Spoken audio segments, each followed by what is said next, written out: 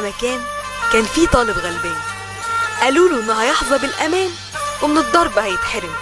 صحيح ده ما كانش بيحصل وكان احيانا بيتفرم، بس ده كان. لكن حاليا وبعد قرار سيادة وزير التعليم بان الضرب هيكون في السياق والصميم، واللطشة تكون خفيفة وايد المدرس تلطش وتبقى لطيفة، يا ترى رأي الطالب في القرار ده ايه؟ ايه الفرق بين ضرب خفيف وضرب تقيل؟ ما هي في النهايه ضرب، يعني المهم مد ايده عليا. انا عن نفسي مثلا مش هخلي المدرس يمد ايده عليا، انا ممكن امد ايدي عليه. المستر بيضرب البنات بالشلوت وبيشتمهم باهاليهم. وقف بنت وضربها على فيها وبيقول لها انت مش محترمه وطلعها من الفصل وقال لها تسقطي. ليه بقى؟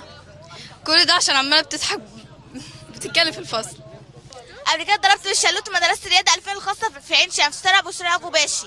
المدرس اسمه حسين بتاع رياضه ضربني بالشلوت، فتح لي دماغي وكسر لي دراعي. عملنا محضر ولا حد عمل لنا اي حاجه ولا حد اخد لنا حقنا، وفي الاخر المدرس ده مدير المدرسه قال لنا اللي هو هيترفد تاني يوم، كان معانا في الحصه وبيرمينا السندوتشات في الزباله. لو احنا اتضربنا محدش هيسكت. حصلت مشكله بيني وبين واحد صاحبي ففتح عليا مطوه وكده يعني.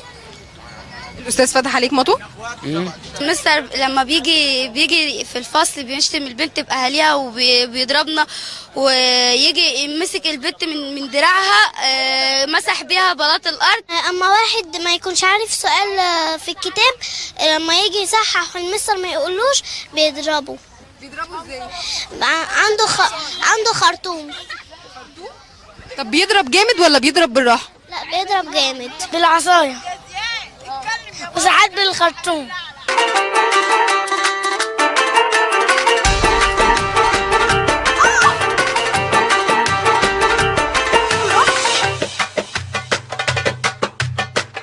لو مدرس ضربك هتتصرف معاه ازاي؟ مش هتصرف، اقول له خلاص ماشي خلاص، اقول له ماشي انت ضربتني جوه المدرسه حقك، بس بره مفيش حق بقى. زي ما انت مشيتها بالدراع جوه في حقك، انا مشيتها بالدراع بره حقي. جرحنا مثلا عربيه، رخمنا عليه بقى في التعامل، ممكن نأذيه في فصل مثلا. قعد يشتمني وشتمني باهلي، فانا ماليش ذنب ولا اهلي ليهم ذنب ان هم يتشتموا، بس فحصل الموضوع كده بره. عملت ايه بقى؟ طلعنا بره يعني وضربناه بصراحه. وطالب بالشده في مرحله ثانوي، لان الطالب فاهم وكل حاجه. يعني بالنسبه للمراحل اللي هي الابتدائي والاعدادي انا ضد الضرب نهائي، لان دول اطفال ومش عارفين حاجه وعايزين برضو المعامله الجميله، ان المدرس يبقى حنين عليهم. لكن في ثانوي محتاج اي قرار يمسك الطالب. لو صاحبتي البنات مش محتاجه ابدا ان انت تضربيهم، هم عشان بيحبوك يعملوا لك كل اللي انت عايزاه، هيجيبوا لك الكشكول، هيسمعوا لك، هيعملوا لك كل حاجه. لكن اسلوب الضرب ده انا مش موافقه عليه، ولا سواء في ثانوي ولا سواء في اعدادي. ممكن في ابتدائي حاجات بسيطه كده على اساس ان العيل يخاف. مدرس ما بيضربش ضرب خفيف، ده بيفتري. الوزير قال ضرب خفيف، ضرب خفيف، النبي ضرب خفيف، ضرب خفيف، ضرب خفيف.